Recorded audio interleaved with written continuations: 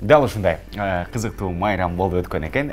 Бизде болсо жакшы тилектерибизди айтуу менен берүүбүз улантабыз. Бүгүн бизде тема эс алуу, аны менен катар барыңыздарга жакшы маанайда, таңкы маанайларды тартуулоону улантабыз. Жана студиябызда коногубуз бар. Кадырлуу коногубуз бар. Дал ушул табигый күтүлбөгөн кырсыктар менен көрүшүп, элге бир жакшы жардам берип келген биздин өзгөчө кырдаалдар министрлиги бар. Дал ошол министрликтен кадырлуу коногубуз бар. Тааныштырып өтсөк, өзгөчө кырдаалдар министринин орун басары Акматов Калыс Орозбекович bizde konukta.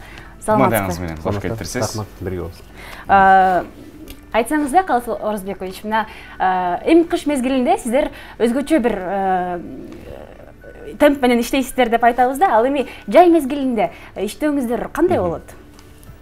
Туура суроо бердиңер. Өзгөчө кырдаалдар бул жеке эле кыш мезгилинде эмес, өзгөчө кырдаалдар сезон менен келип турат. Өзүңөр жакшы билесиңер. Кышында болсо жана кар көчкү, жер көчкүлөр аябай басымдуулук кылса, жаз мезгилинде жана ташкындоо, суу ташкындары, нөсөлдөгөн жаандар, селдер, алар токтоп бүтөр менен эле жайгелер менен талаада күйгөн чөптөр, өрттөр дагы күчүнө кире баштайт. Ошону менен бирге сууга чөккөндөр, эс алуулардын ушундай бир коопсуздугу пайда боло баштайт да. Ар бир сезонго атайын өзүнчө бир тапшырмалар коюлган. Бул программа биздин өкмөттүн токтому негизинде бекитилген. Бул эс алуу жайларына жеке эле өзгөчө кырдаалдар менен иштелгенин жумуш эмес, ушу комплекстүү мероприятие деп коет. Бул жерде ушу өзгөчө кырдаалдар министрлиги, жергиликтүү бийликтин өкүлдөрү,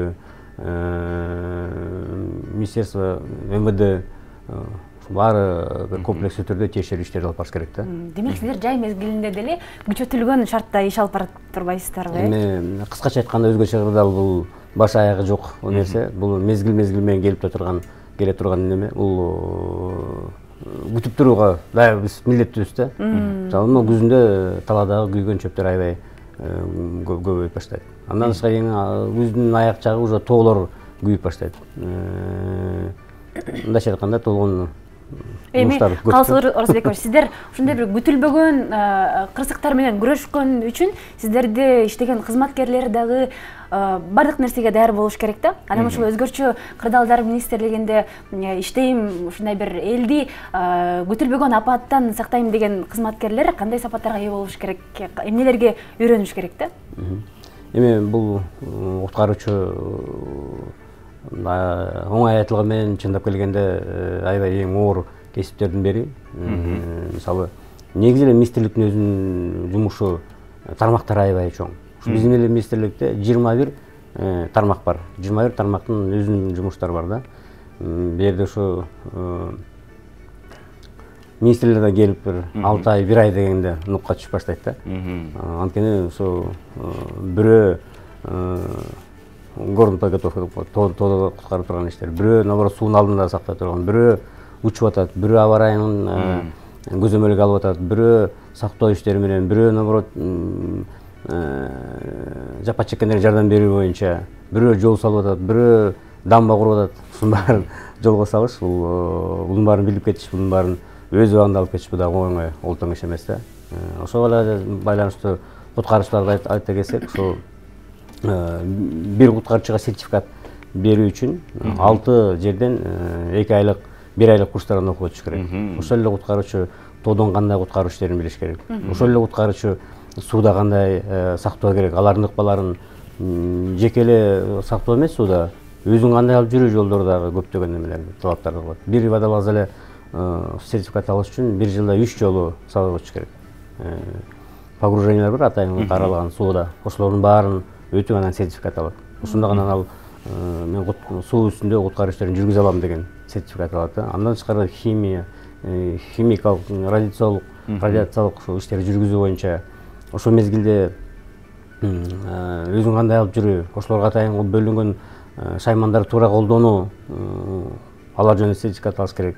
Андан тышкары жанагы техногендик характердеги өзгөчө кырдаалдар болгондо ДТПлар болуп калат. Андан башка жанагы с использованием гидравлического аварийный спасательный инструмент деп коет. Ошолорду туура колдонуу, аларды ушул машиналерди жанакы бекилип, то есть ДТПда авариядагы бекилип калган машиналерди кантип ачуу жолдорунда баарын үйрөнүш керек да. Мындайча айтканда ушу 2 жылда окутуп бүтүп, сертификат берип, мына эми профессионалдуу кесепетти туура келген эле кайра эле 1 жылдан кийин уже ошолорду сертификаттарды жаңыртуу жол берип коет да. Жыл сайын ушундай окуп турабыз. Биздин күндө ушу пожарно-спасательдердин баарын кошкондо бизде 4000ге жакын куткаруучулар бар. Ошолордун окуу процесстери жыл сайын өтүп турат да.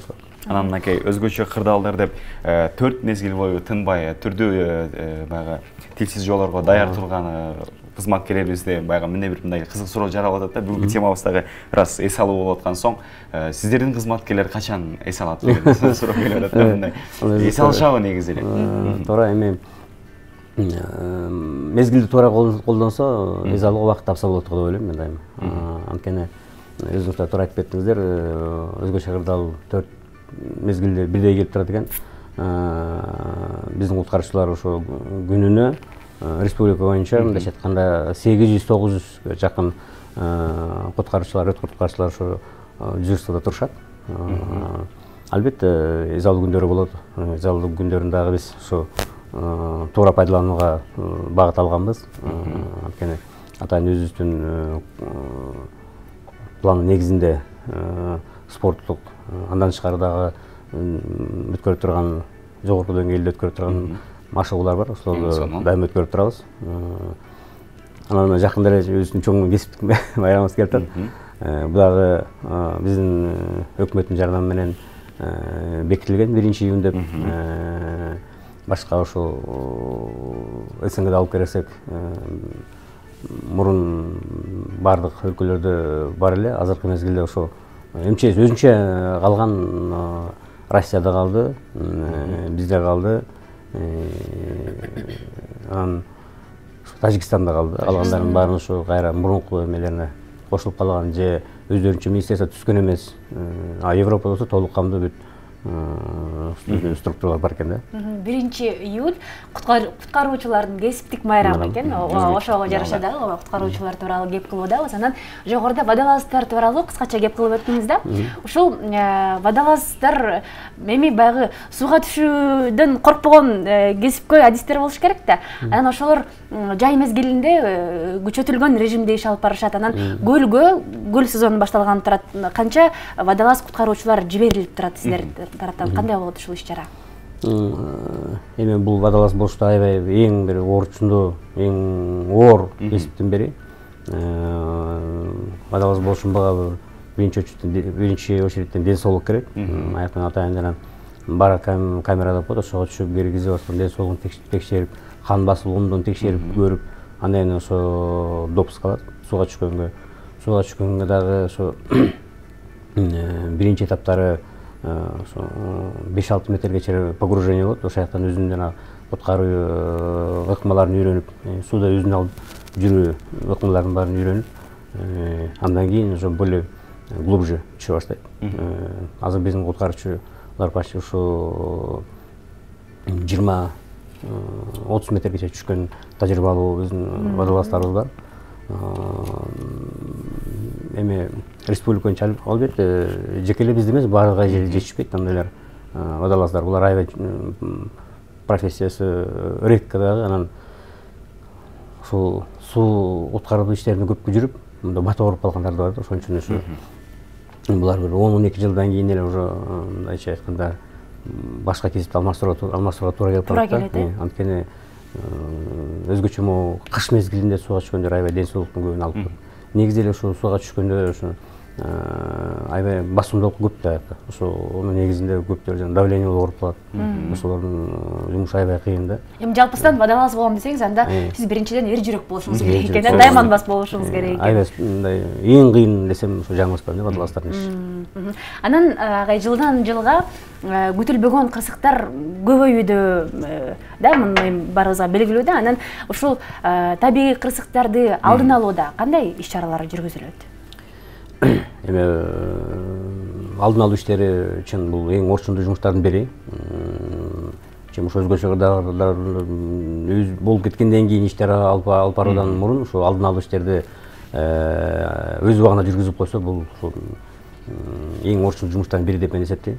Анткени бизде ушуга байланыштуу бизде атайын эки служба бар. Ошо Кыргыз гидрометинин департамент мониторинг деп коет. Булар ошо аба ырайын алдын алуу иштери менен алек болушат. Аларды биз мындайча айтып, аба ырайы кандай экен деп койсо, мындай экен деп айтып койдук. Негизи бизде ушу аба ырайына байланыштуу иштерди кылып турабыз.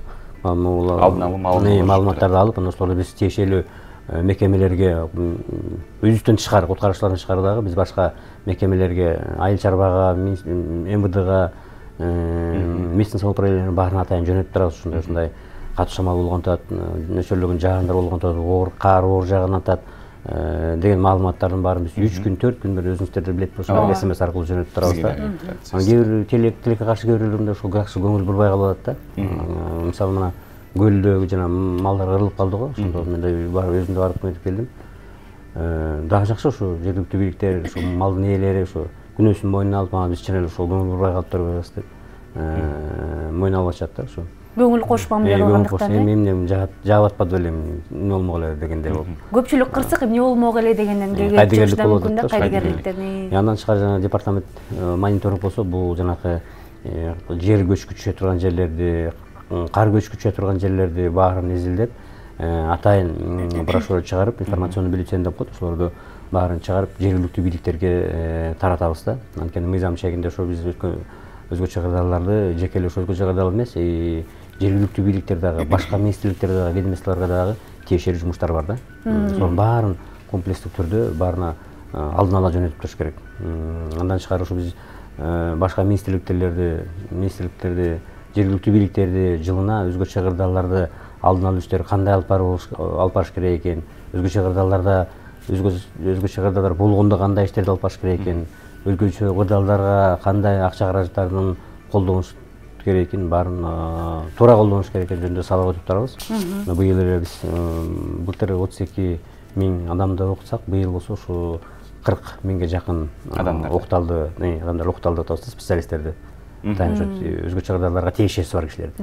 Жакшы, ушул эле суроого улай бир суроо бергим келип атат да. Анакей баягы аба ырайына тиешелүү болгон кырсыктарды алдын ала маалымдай алат экенбиз. Анан кийин күтүлбөй келген дагы кырсыктар бар да. Мисалы үчүн сел, ошол эле жер көчкү деп атабыз, өрт чыгуу болуп калышы мүмкүн. Бирок ушул эле нерселерди министрлик баягы окутуп аткан адамдардан сырткары дагы жергиликтүү элдерди кандай алдын ала биринчи чараларды көрүш керек, кандай коргонуш керек, кантип сактануу керек, куткаруучулар бардык жерлерге келип жетишиши мүмкүн эмес да негизичи. Ушундай бир түшүндүрүү иштери жүрүп турабы негизи? Албетте, андай жана биздин эки борборубуз бар, ушу северде бир борбор, окутуу борбору атайын, түштүктө бир борборубуз бар. Быйылкы күндө ошо эң алыскы айылдык райондорго чейин выездные занятиялар болуп атат. Ошо именно өрт мезгилинде кандай жумуштарды алып барыш керек, жанакындай селде, жер титирөөдө кандай өздөрүн алып барыш керек, кимге биринчи кабарлаш керек, жер титирөөдө кандай жолдор менен чыгыш керек, ошолордун баарын окутабыз. Атайын бизде бул даже мектепте атайын программанын окутуу программасы негизинде кирген. Бирок ошо 2 жылдан бери ошо кичине аксап келатат. Кайра ошо быйыл окууну ошо атайын 1 сааттык кылып ОБЖ деп коет, ошо киргизсек деп атабыз, киргизсек деп ошо бекитилип болду, ал экинчи алмашпаганда. Анткени куткаруу иштери, өзүн өзү куткаруу иштери эң чоң ийгиликтердин бири. Чоң мааниге ээ. Анткени жер титирөөдө кандай кылып жолдун кайсы жерге барып сактанып калыш керек, туруп калыш керек, кайсы жерди кантип алып чыгыш керек, басыш керекпи, баспаш керекпи, особенно шаар ичинде мындай орчундуураак да кичине, ошолорду баарын үйрөтүп келет. Жергиликтүү бийликтерде дагы селде өзгөчө кырдаал мезгилдеринде кандай иштерди алып баруу боюнча дагы аларды сабак алып барып турабыз. Жакшы, Калыс Орозбекович, мына өзүңүз дагы ушул куткаруучулук багытта көп жылдан бери, көп жылдык тажрыйбаңыз бар да. Анан өзүңүздүн тажрыйбаңызда ушундай бир таң калыштуу, балким күтүлбөгөн кызыктуу дейбизби, эми баягы өзгөчө кырдаалдар болгондон кийин, куткаруучулук багыты болгондон кийин күтүлбөгөн учурлар көп эле болсо керек. Өзүңүз күтпөгөн учурлар да болду беле ошондой мезгилдер? Андайлар көп эле болду. Мисалы орчунду өзгөчө кырдааларда мисалы өзүбүз окуп жүргөн кээде болуп калат да, өзүбүз окуп жүргөн балдар ошо мисалы айта кетсек, самолет кулап калганда билесиздер, андан мурун дагы Иранга учуп бараткан самолет кулап калган. Ошого барганда ошо жөнөкөй эле жарандардагы куткаруу иштерин ошолор менен чогуу жүрүп, сөөктөр чогуу ташып жүрүп, анан ошол баары бүткөндөн кийин мен ушул сөөктөрдү кантип ташыганын өзүм да билбей калыптырмын дегендер бар.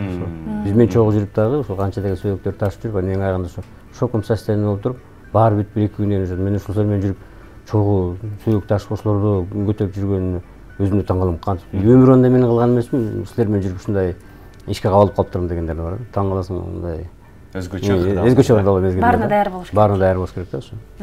Жакшы. Калыс Оразбекович, чоң рахмат сизге таң эрте келип, мына келип жаткан кесиптик байрамыңыздар кут болсун. Ооба, элге эң керектүү адамдар сиздер да, негизичи.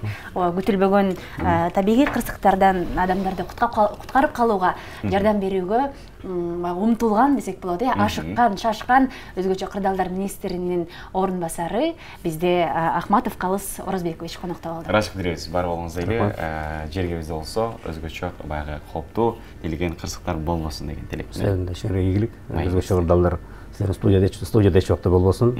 Сатор ошо бүгүнкү майрамда дагы ошо майрамдарды алып барган иштер менен алек болуңуздарга каалайм. Бар болгула, аман болгула. Ырашып беребиз, бар болуңуз.